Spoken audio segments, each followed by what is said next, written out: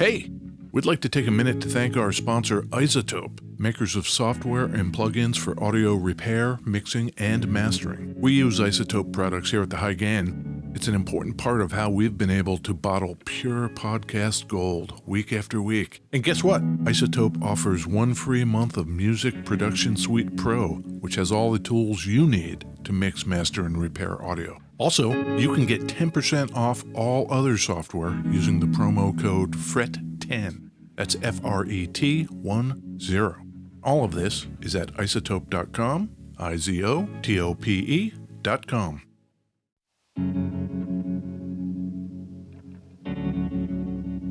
Hey, we'd like to take a minute to thank our sponsor, Isotope, makers of software and plugins for audio repair, mixing, and mastering. We use Isotope products here at the High Gain. It's an important part of how we've been able to bottle pure podcast gold week after week. And guess what? Isotope offers 1 free month of Music Production Suite Pro, which has all the tools you need to mix, master, and repair audio. Also, you can get 10% off all other software using the promo code FRET10. That's FRET10. All of this is at isotope.com, IZOTOPE.com.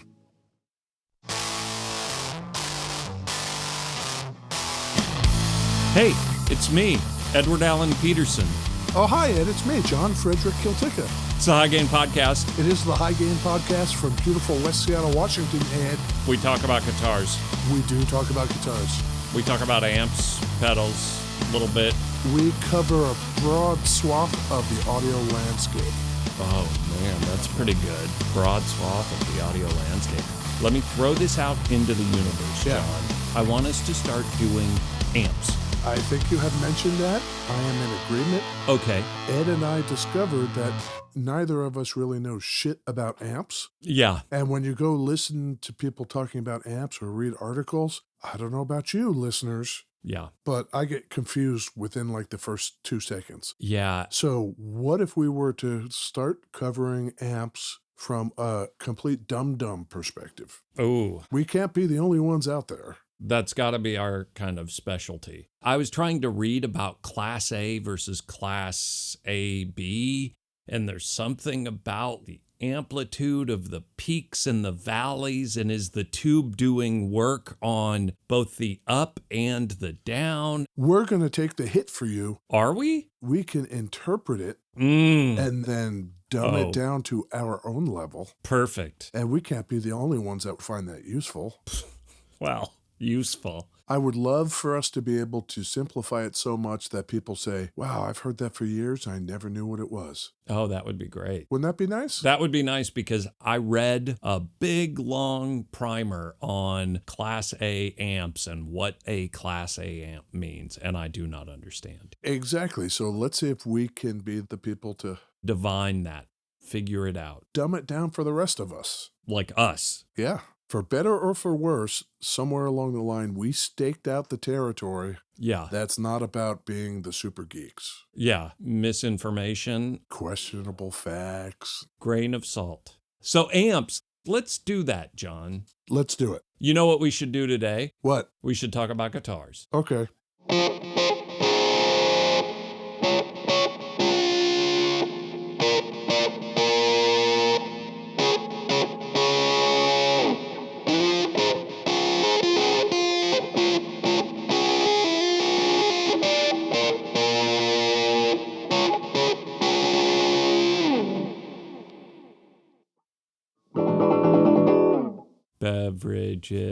Beverages, Ed. What'd you think of that? Cool chords, kind of hybrid-y, kind of finger-picking thing going on with the playing there. That was pretty good. I have been experimenting more with learning the different voicings of chords. Yeah. And I did that learning on this here Hagstrom Viking I hollow body guitar.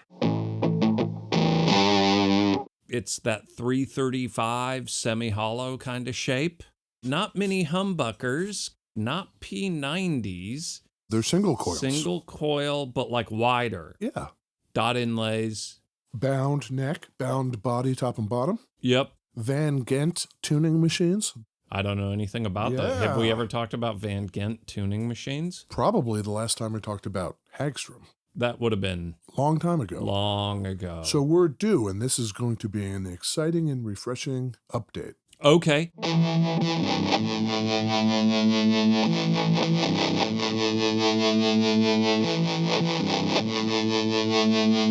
Pre-buy or deny?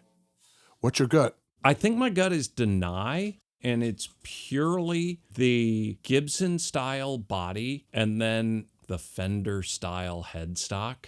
What's the Fender model that kind of looks like this? The Coronado? Yeah. It weirds me out when they're 6 on a side and a 335 body. Well, let's see what we can do about that. Yeah. What are you drinking? Oh, I've got a Crow mug and a cup of coffee. Yeah, you do. And I've got, the Huel protein shake. Yep.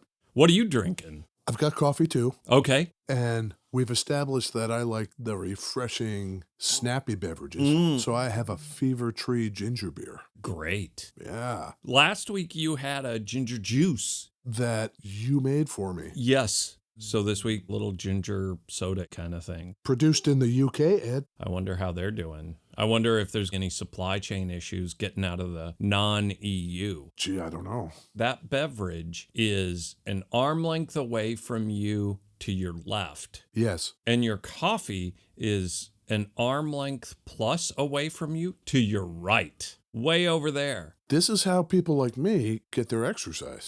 I see. It's arm day. Yeah, it's just like, man. Oh, man. You got it. That right arm. Yeah. Okay.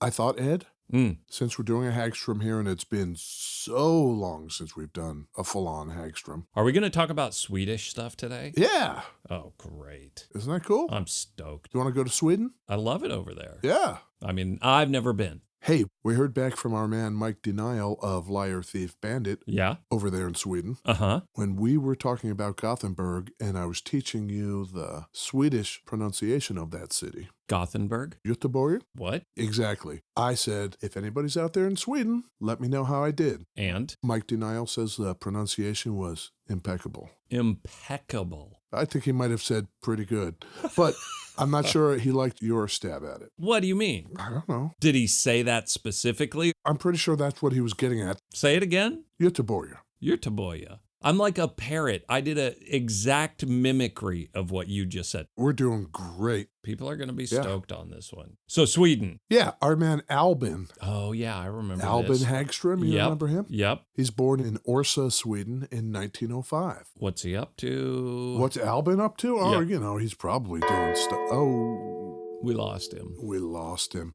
1905 to... We're going to guess? Okay, when did we lose Albin? I would say we lost Albin in 1986 in a fishing accident. Because he's Swedish, it's a fishing accident? Yeah, like Swedish fish and stuff. 81 years old. I think he was 81 years old. I'm sorry, Ed. No? He was 46. Oh. 1952. Oh. Sepsis. That's like where you get a cut, like from deadlifting a barbell. Yes. And then it gets infected. Yeah. And then the infection, Goes into your blood. yeah, that's not good. But while he was still around, Yeah. he started learning how to play the accordion as a child. He was very good at it, and he loved it. Probably when Albin is banging out the accordion, that's like big tech. Cool stuff, right? Back then, Yeah. 1920s or whatever. Oh my gosh. So he grows up playing this thing. Mm-hmm. In 1925, Albin says, I'm going to start importing accordions and try selling them here in Sweden. Okay. So he does. He starts importing them from places like Germany and Italy. We know those guys are nutty for the accordions. Oh. And he's doing pretty well. People are starting to buy them. Mm-hmm. So it looks like Albin in 1925, he's got himself maybe a career. Who knows? Yeah. I imagine accordions are not cheap. I imagine accordions are one of those instruments that's, even today, very expensive. I've got a guess at that too. Yeah. But Albin encounters supply issues. Coming from Germany and Italy, I'll bet those cats are like, oh yeah, sorry, Albin, we're going to be delayed. So in light of these difficulties getting the stuff into the country to sell, Albin makes the decision, man, I got to figure out a way to manufacture them here. But he doesn't really know how to make accordions. He just figures, man, this importing from other countries is a pain in the ass. I need to figure out how to do it here. You know what's hard? What? Getting this thing shipped from somewhere. You know what seems real easy? Making it from scratch. That seems like the way to go. Well, he figured out something. He hired 2 Italian dudes. Oh, okay. Okay, well, Maybe sure. they're like, sure, I'll come to Sweden. Why not? And so he does it. He sets up an Älvdalen in Sweden. Okay. Hagstrom is now founded, rocking the accordions. 1925? By the time he gets up and running, it's 32 to 35. It takes him like 10 years. Not a good time. No end of bad stuff is a-comin'. Totally. But he's not worried. Oh, no. He is so optimistic, Ed, I love this guy. that he thinks, I'm going to New York. New York City. New York City. I'm going to bring the Hagstrom name to America. People are going to go nuts. Okay. I guess I'm going to need an office. He gets one in Rockefeller Center. Oh. You can't just bring over a bunch of accordions. You're going to need like an office. You're going to need sales dudes. You're going to need managers. You're going to need advertising. He goes over to the U.S. to set up all this stuff. Mm-hmm. Cool. We're ready. I can go back to Sweden and start sending accordions over. Sweet. Except it's not sweet. Oh, no. This was 1939. The whole thing needs to be scrapped because of World War II. Right. The plans to launch put on hold indefinitely. The Nazis are targeting accordion boats specifically. Yeah, the Nazis find out you're hauling accordions, it's over. Sayonara. Yeah. To add insult to that injury for Albin, Mm-hmm. the dudes he had hired to launch the business and Sure. do all that stuff, Sure. they disappeared With his money. with his money. Oh, cool. Albin's got nothing. Classic New Yorker guys. Those Americans. Yeah. Yeah, they took all his dough. It's very unsurprising to me that the Americans robbed the dude. I find that very spot on. I don't know, dude. I'm going to go to another country, make a plan, and give a whole bunch of dudes money to execute it. But I'm not going to stick around to make sure it gets And then done. leave. I'm going to leave. Right. War or no war, what's to keep them from walking with my dough?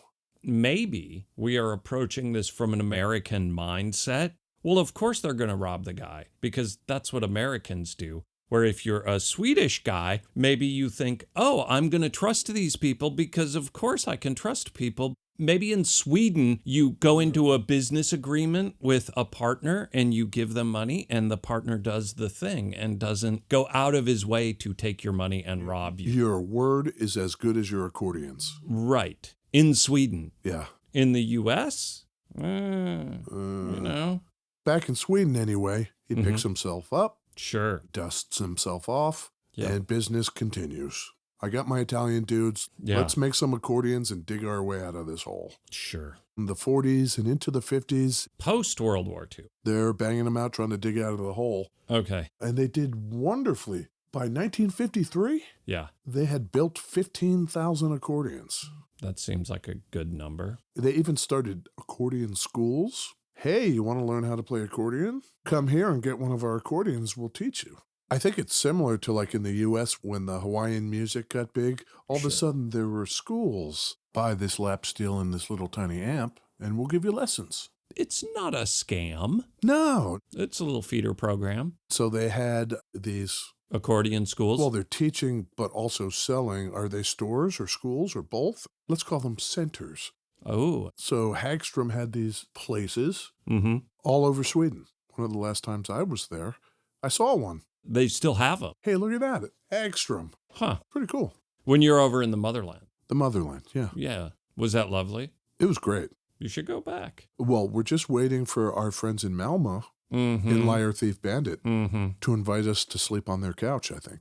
I don't know what's stopping them. Is it something we did? Maybe they've wised up to trusting Americans. Those guys. That's why. Well, so then we've already discussed how in 1952 Albin dies of sepsis. Mm.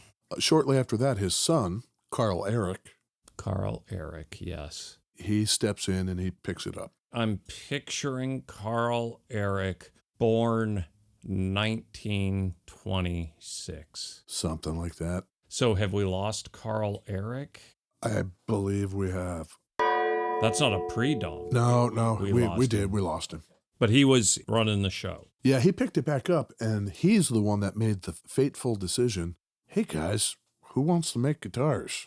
He looked around and everybody in the accordion factory was probably like, sure. I imagine making a guitar, the levels of difficulty. If you can make an accordion, you can bang out a guitar. They're probably like, a guitar? How many strings does it have? Yeah, sure, let's do that. Yeah. Do we have to make the strings? No. Someone will do that for... Great. Yeah. The cool part was that when they first started, late 50s, what was happening? Les Paul. So let's make them like the Les Paul shape, single cutaway, and let's use as much of the material as we have lying around anyway to do it. And that's when you get all those Hagstrom guitars with the chrome and the buttons and the sparkles. Because it's all the stuff from the accordions? Yeah, and the pearloid. Sure. Maybe they thought there was continuity in design there or something. Yeah. Successful enough in any event that by 1970, Hagstrom stopped making accordions altogether. Okay. Let's hear this thing. This is as bridgy as it goes. You got the 81 on? Let's go as necky as we can get.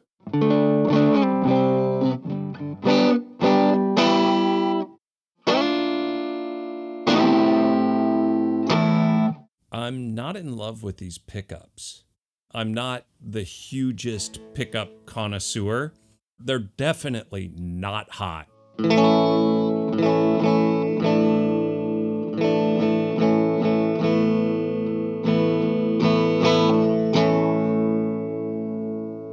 little anemic, I would say.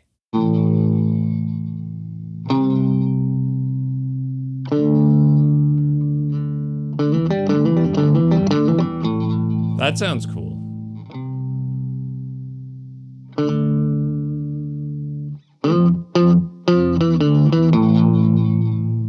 The Pog makes everything better. Yeah. Yeah, I think the output on these is a lot lower. Yeah, I mean, it's a hollow body kind of thing. Like, you're probably not Right. looking for screaming hot pickups in this kind of guitar. Yeah. I don't know if you'd want to replace these or get them rewound or just deal with it. Yeah, like play a little louder. Yeah.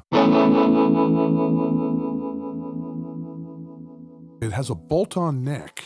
Okay. You mentioned that you thought it was similar to the Coronado. I think you're right. Yeah. I think it was kind of in that same line. They're probably pretty contemporary. About the same time. This is a 1967. Oh, okay. The Viking itself, the model, was introduced in 65. I was thinking this was like late 50s. But Hagstrom wasn't done. No. There would be a Viking II. They made a lot of models. A lot of stuff that surprisingly took off. Okay. In 1968, who was rocking a Hagstrom Viking? Probably the most visible example that you could see. Elvis? Elvis's 1968 comeback special. Yeah. Black leather. Black leather, red Viking. Yeah. Yeah, that's pretty famous. Huh. They also developed a 8-string bass, the world's first. Okay. Noel Redding played that all the time with Jimi Hendrix. That comeback special, Elvis and that Viking too, just that image is really killer.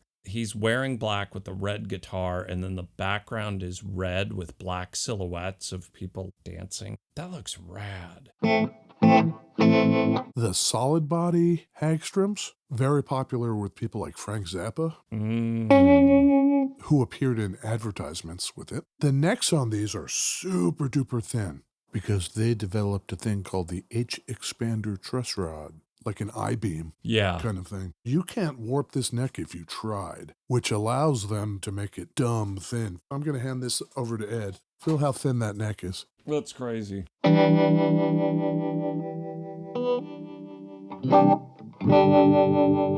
Ed is now playing. Emoting.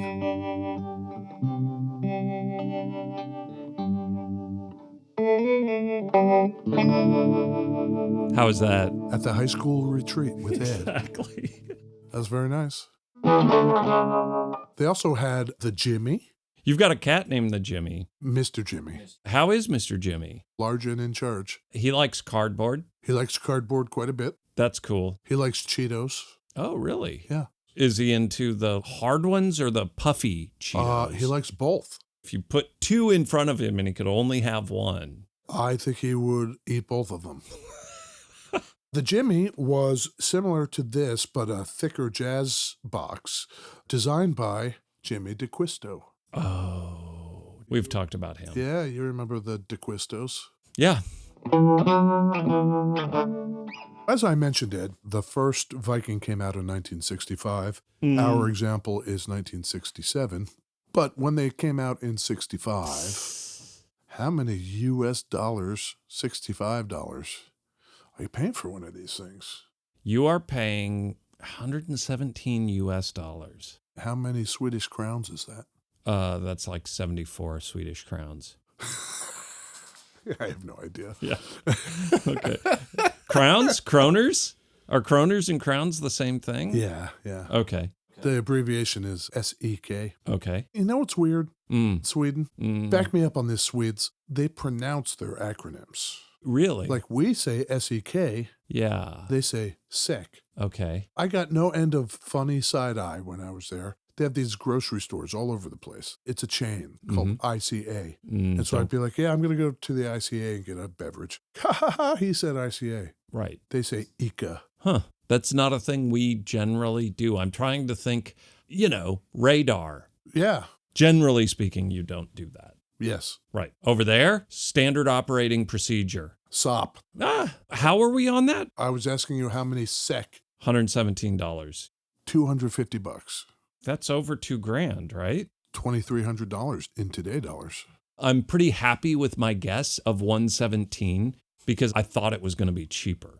I threw them in them trying to compete with kind of the Japanese market of the lower price point. And no, apparently not. I think they were trying to place themselves in the upper tier. Okay. I apologize to all of our Swedish listeners. By the time it was all said and done, Yeah. they only made like 9,000 of these from 1965 to 1972. Not long. I wonder with Elvis, was that totally this background is going to be red, I'm going to be wearing black, I should have a red guitar, go get me a red guitar? Was Elvis like, I love the Viking, it's red, make this match? In rehearsals for it, as the story goes, Yeah. one of the musicians on the show Yeah. had the Viking. Elvis saw it, played it, liked it, and asked if he could borrow it. Huh. You know what I couldn't find? What? After the special, did he give it back?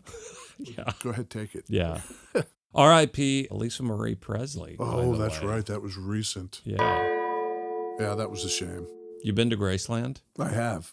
Yeah, me too. And I am not ashamed to say it was amazing. Yeah. I loved it. The King. Elvis, yes. Yeah. Left the building. You gotta try it. Try and decide. Is it hello or goodbye? Buy or deny?